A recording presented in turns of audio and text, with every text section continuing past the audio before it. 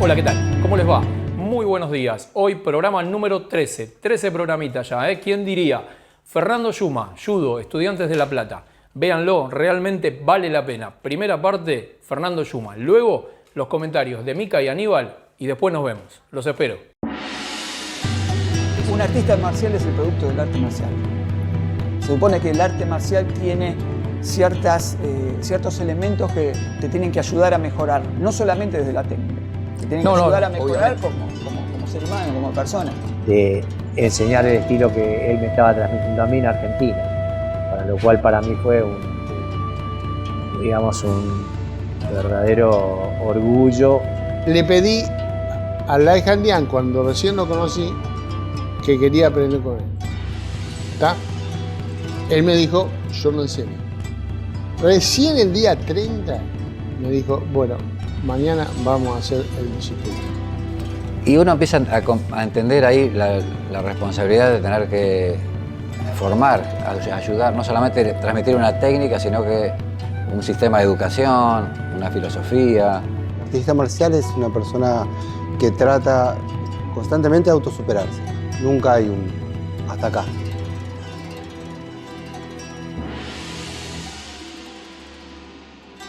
¿Qué significa judo? Empecemos por lo básico para la gente que nos está viendo. Bueno, o sea, la palabra, la significación de judo es camino a la suavidad o camino a la flexibilidad, ¿no es cierto? Hay un cuento japonés que se hablaba de que un médico estaba viendo nevar y veía cómo las ramas de un cerezo se cargaban de nieve y se rompían, y las ramas más finas se cargaban de nieve, cedían y volvían a su posición.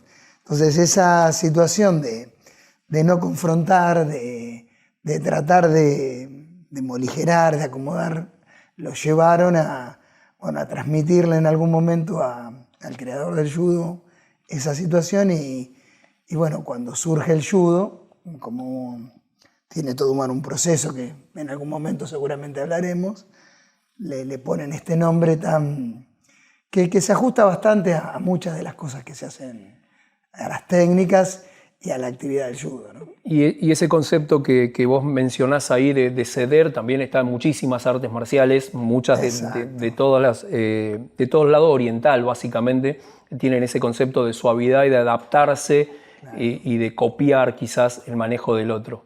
Y sí, de ahí viene el famoso, que es mucho más conocido, el ceder para vencer, ¿no es cierto? Exactamente. Que viene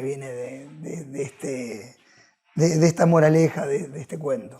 Sí, se usa mucho en Oriente ese tipo de cosas. El fundador de judo, no sé si es el que todos conocemos o hay algo previo en la historia del judo que pueda decirse como fundador. En ese aspecto la parte histórica es muy rica porque tiene un vínculo muy importante con la sociedad japonesa, ¿no? Con la cuestión histórica. En el año 1867 cae el régimen de un emperador y toma otro. O sea, cae el régimen Meiji y arranca el régimen de Hirohito. Y en ese momento, la frontera de Japón, que había estado cerrada 800 años al mundo, es decir, que se había, refundado en sí mismo y la cultura se había transmitido de unos a otros sin que haya interferencias, de repente se abren las fronteras, empieza a llegar barcos, bueno, recordemos que Japón encima es una isla, o sea, que eso hace que eso se haga todavía muchísimo más férreo. Y a partir de ese momento, el arte en el que se entrenaban los samuráis, que eran quienes cuidaban al emperador, era el jiu-jitsu, y empieza como a caer en desuso en primera instancia. Entonces, algunos samuráis seguían practicando en las sombras este arte para preservar esta cuestión de la lucha cuerpo a cuerpo, del manejo de algunas armas, bueno, etcétera, etcétera.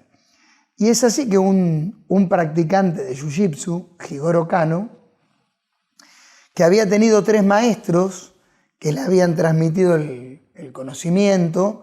En esa época el conocimiento no se transmitía por papeles, no había cuestiones escritas. Una cuestión más Era familiar. una cuestión, claro, mucho más, digamos, de persona a persona y había, digamos, como un código en esta cuestión de transmitir o al alumno que uno le transmitía cada contenido.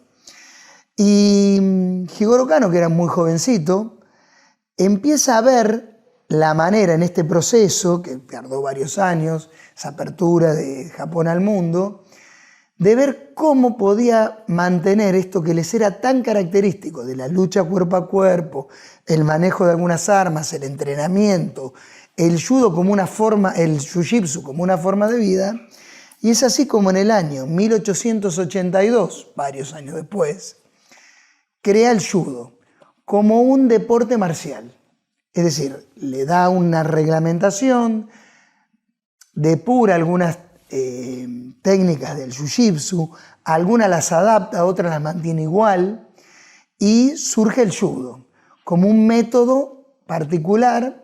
Él era una persona muy pensante y va creando como una llave de enseñanza, un método pedagógico en el que al primero le llamó el Go-Kyo. Go-Kyo significa 5 grupos, Go, 5, Kyo, grupo en japonés. Y ese sistema se iba complejizando a lo largo del tiempo, entonces las personas lo podían ir asimilando de una determinada manera. Y bueno, y es así como, producto de esta cuestión histórica de Japón y de un poco la prohibición de las artes marciales que pasaron a pasar a una cuestión más oculta para su entrenamiento, surge el judo como un deporte marcial. Después, en el camino pasaron 1.000.000 de cosas. Se fue creando técnicas posteriores. Ese Jigoro Kano fue una persona muy activa. En el año 1895 hay un gran encuentro nacional. Ya había quedado un poco como en el olvido esta cuestión del cambio de emperador y de los problemas sociales que esto acarreaba. Y en el año 1895 hay un gran encuentro de artes marciales, lo gana el Judo Kodokan. Kodokan fue la primera escuela de judo. La primera escuela de judo, sí. Y es así como el judo pasa a formar parte de los sistemas de enseñanza formal de Japón, en escuela, en fuerzas de seguridad, en fuerzas armadas. Y eso, en cierta manera, asigna para que el judo llegue a la Argentina, que en algún momento, si querés, lo ahora. Por eso. Bueno, la verdad, riquísima la historia y no la había escuchado nunca así tan completa, tan redonda. Por lo general todos te dicen, sí, Jigoro Kano, fundador, claro. Pero muy lindo todo el entorno que le diste.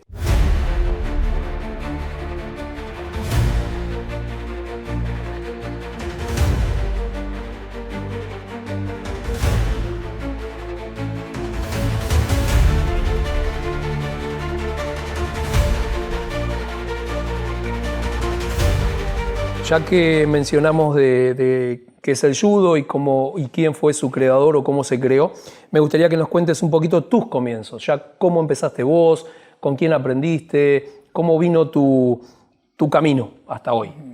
Bueno, yo era muy chiquito cuando me empecé a inclinar un poquito por el tema de las artes marciales. Tenía 9 años y quería hacer algo, no sabía exactamente qué. Y obviamente, como todo nene, le pide a sus padres que lo lleven a hacer algún deporte. Yo en esa época vivía en Berisso, una localidad acá cercana, ¿no? Y bueno, y mis papás dieron algunas vueltas hasta que me llevaron a aprender judo. Caí en el judo como podía haber caído sí. en cualquier otra. Mi profesor fue Raúl Tassi, que todavía vive y es una persona que me ha dejado un montón de enseñanzas. Y pasó que yo empecé a hacer judo y claro,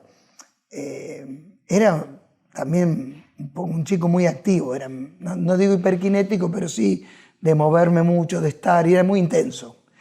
Y a las 2 semanitas hay un torneo en el Club Estudiantes, o sea, yo no hacía judo en Estudiantes. Y bueno, llevan un montón de chicos y a mí no me dicen. Porque claro, me dicen 2 semanas. Claro, yo hablé con mi papá, con mi mamá. Querías ir, sí yo o sí. quería ir sí o sí. Entonces, y claro, él por preservarme no me quería llevar. Y bueno, me llevó y bueno, tuve la suerte de luchar, como tengo los recuerdos, como si fueran, claro, de hacer cualquier cosa, pero de ir adelante. Y tuve la suerte de ganar. Y me pasó eso en los primeros 3 torneos. Entonces, claro, ya ahí me enganché de una manera que no había retorno para dejarlo. Y desde esa época, los 9 años, ahora tengo 56, jamás dejé de practicar, o sea, fue mi vida dedicada al judo. Fernando, como es costumbre ya en trayectorias, siempre le pedimos al invitado que traiga algo que de alguna manera haya marcado su camino marcial, su trayectoria. Contanos un poquito a mí en lo particular y a la audiencia, ¿qué nos has traído? Sí, yo traje la medalla que nos dieron y el diploma que nos dieron en los Juegos Olímpicos y traje un banderín de estudiante que además te lo querían dejar de obsequio. Muchísimas gracias. Y bueno, un poco, es decir, yo siempre digo, creo que lo mencioné, que el judo a mí me dejó, o sea, lo más importante que me dejó es la formación. Y las cosas materiales por ahí no son tan importantes, pero en este Juego Olímpico nosotros fuimos con mi actual señora, con Elizabeth Copes, que habíamos estado trabajando desde el 99 para poder llegar. No pude ir a Sydney, que fueron los Juegos anteriores, y llegamos. Y la verdad que simboliza el sacrificio, el haber abierto la cabeza, el haber... previo a esto pude ir a estudiar, me mandaron unos meses a estudiar a Cuba porque Cuba era el récord de medallas olímpicas de judo. Y él sintetiza todo el esfuerzo de haber hecho un proceso donde hasta fabricamos aparatos para desarrollar la fuerza de brazos. Y es un poquito como el premio a ese esfuerzo de haber llegado. Así que por eso traje eso. Es más por lo que nos dejó que por la medalla en sí. Y el tema de estudiantes, porque la realidad es que el Club Estudiantes de La Plata a mí me dio todo. Es decir, me dejó desarrollarme como profesor. Mi familia se formó en Estudiantes porque nos conocimos ahí. Mis hijos viven en Estudiantes, son deportistas. Es decir, es nuestra primera casa, ¿no es cierto? Entonces, entre el judo y el club, Estudiantes siempre fueron los que nos permitieron ir transitando, fueron los beriles de nuestra vida. Entonces, por eso es que traje esos.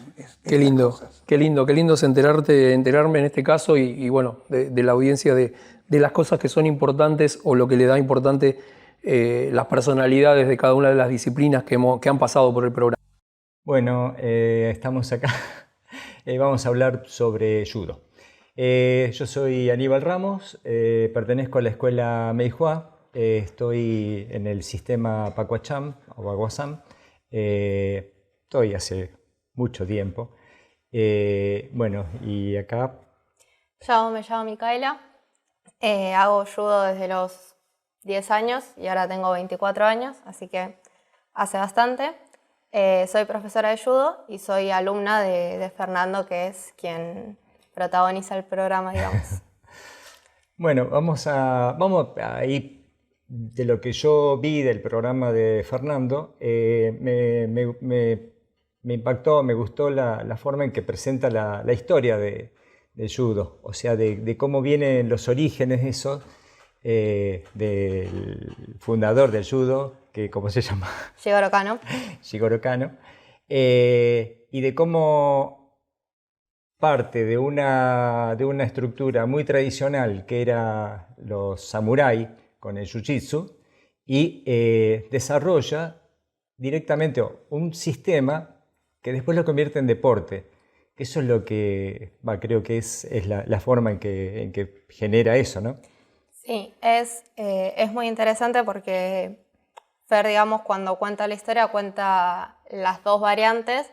La variante más histórica, más real, que tiene que ver con, como vos mencionabas, el desarrollo del judo a partir del jiu-jitsu, de mantener las tradiciones samurái y de eso, de alguna manera, convertirlo en algo más abierto, en algo que pueda ser deportivo.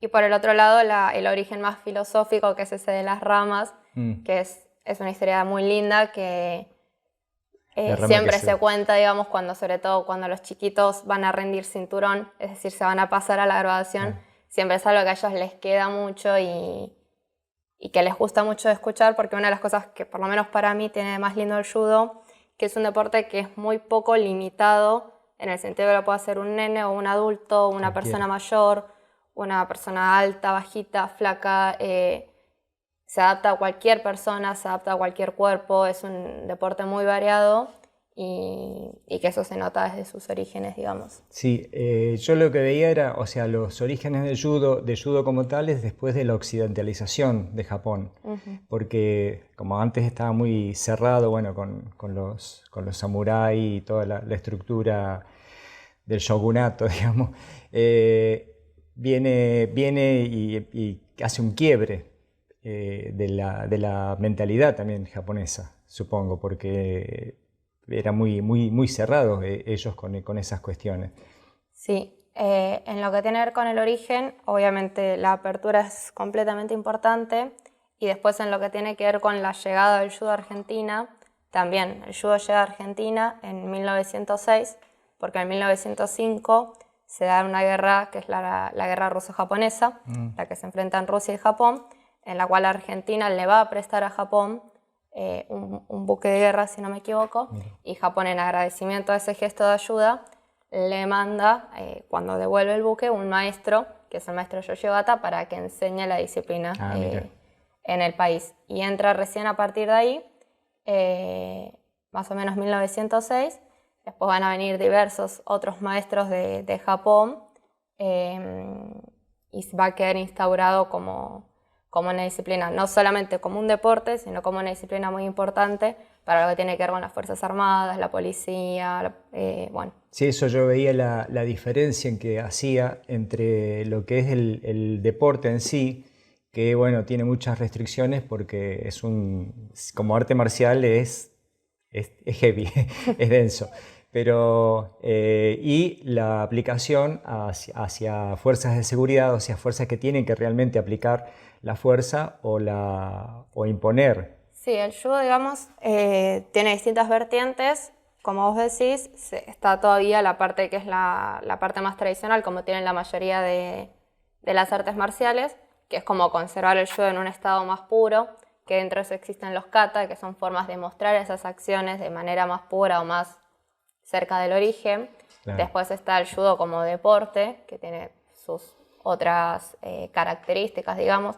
Hay muchas cosas del tradicional que continúan en el deporte y hay cosas que no, por las reglamentaciones o por la eficacia a la hora de un combate. Claro. Y después está la parte de la defensa personal, que es algo que es muy... tiene mucho de lo que nutrirse el judo, como igual que de otros deportes, sobre todo en esto que, volviendo a lo que contaba al principio, es un deporte que se puede hacer desde cualquier cuerpo, desde cualquier claro. persona, y que se sirve mucho de la fuerza del otro, la rapidez, el desequilibrio y cómo generar que una persona por ahí un poco más pequeña pueda lanzar al piso a una persona un poco más grande, sí. Y esa clase de cosas. Como en el programa de Marley con Pareto, que le dice, sí, atacame, bueno, y Paula lo toca al suelo. Es más bajita que yo, o sea, es una persona muy bajita, y muchos judokas, digamos, son bajitos o con buenos pesos, y sin embargo, a la hora de entrenar y a la hora de luchar, eso se puede equiparar. Ya en un punto de competencia sí está limitado para que sea un peso similar, para que sea una cuestión más justa, pero la verdad es que se puede practicar con gente que pesa un poquito más, que pesa un poquito menos, y compensar de alguna manera ese peso con los movimientos propios del judo. Claro. Después, estaba viendo con respecto a los comienzos de Fernando Yuma, de que él empieza también, como vos, a los 9 años. Sí. Empieza ahí con la inquietud de querer hacer un arte marcial, dice que cayó en el judo porque cayó en el judo. A mí me pasó de chico y nunca me dieron boliche en mi casa. Pero bueno, así que yo agarré el pacuá ya de grande. Pero me hubiera gustado a empezar así como empezó él, con esa inquietud, y que empezó a ganar torneos de chiquito. Yo creo que por suerte y por el desarrollo de los distintos deportes, ahora es un poco más común, pero entre más retrocede en el tiempo, más difícil es realmente encontrar chicos que empezaron el deporte de chicos.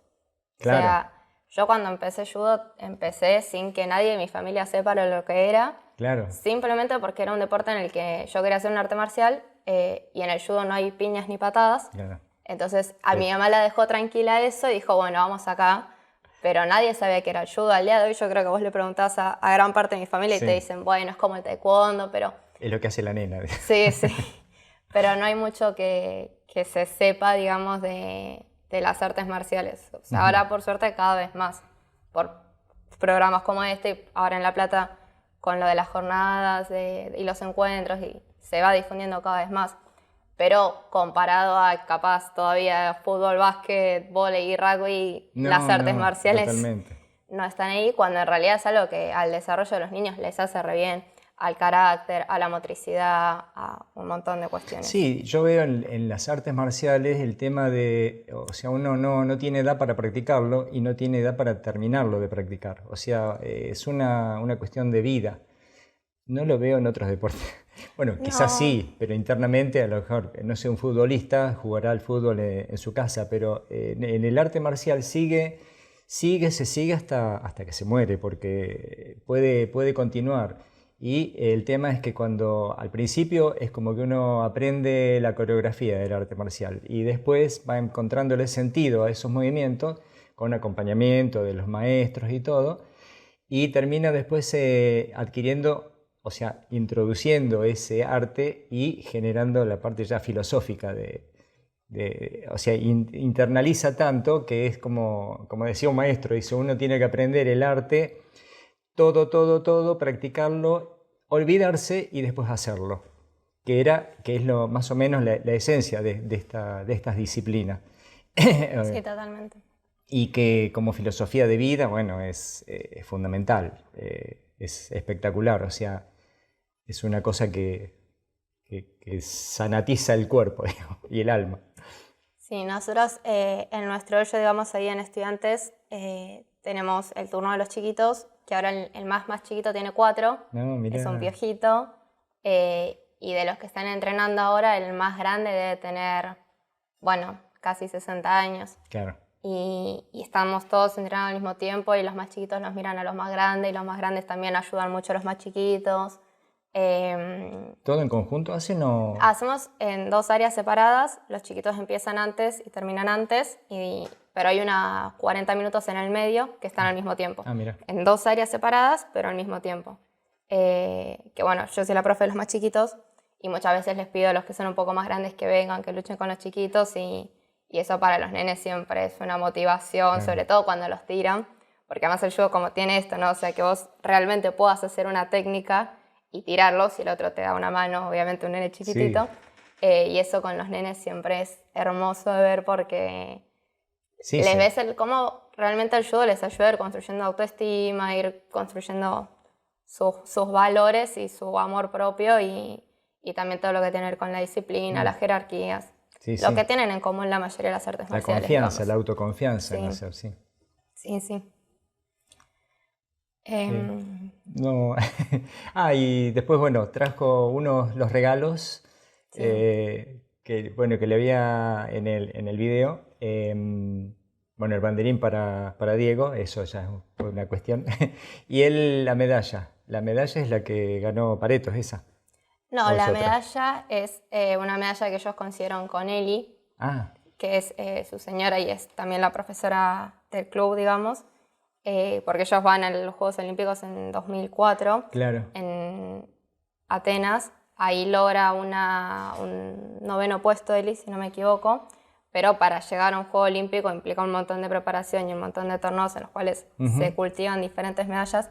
No recuerdo sinceramente cuál es la que él trae a pero colación, es una de ellas. Pero es una de ellas, que la verdad es que, bueno, yo que toda mi vida hice judo en estudiantes, es una cosa maravillosa y que creo que muy pocos lugares tienen, tener una participante olímpica ahí y un entrenador olímpico de varios ciclos olímpicos, de los cuales aprender, digamos. Un medallero olímpico. Un medallero. Impecable. Bueno, yo creo que redondeando es bárbaro, o sea, la enseñanza que va dejando todas estas artes marciales en todos nosotros. Así. Sí, por suerte. Bueno, muchas gracias. ¿Qué tal, gente? ¿Vieron? Les dije, impecable. Primera parte, Fernando Yuma, judo, Estudiantes de La Plata. Aníbal, Mica, unos genios. Nos vemos el próximo sábado con un pedacito más de una trayectoria, un poquito más de cada uno de estos grandes maestros que nos acompañan en este ciclo. Nos vemos el próximo sábado, mediodía, 13:30. Acá somos La Plata.